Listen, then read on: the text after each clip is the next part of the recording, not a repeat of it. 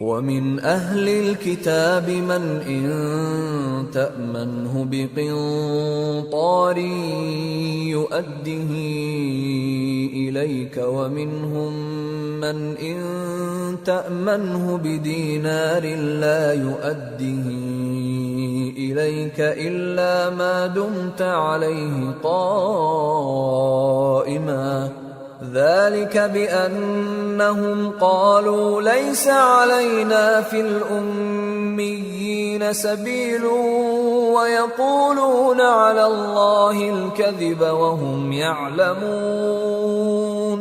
بلى من أوفى بعهده واتقى فإن الله يحب المتقين۔ اور اہل کتاب میں سے کوئی تو ایسا ہے کہ اگر تم اس کے پاس دیناروں کا ڈھیر امانت رکھ دو تو تم کو فوراً واپس دے دے، اور کوئی اس طرح کا ہے کہ اگر اس کے پاس 1 دینار بھی امانت رکھو تو جب تک اس کے سر پر ہر وقت کھڑے نہ رہو تمہیں دے ہی نہیں، یہ اس لیے کہ وہ کہتے ہیں کہ امیوں کے بارے میں ہم سے مواخذہ نہیں ہوگا۔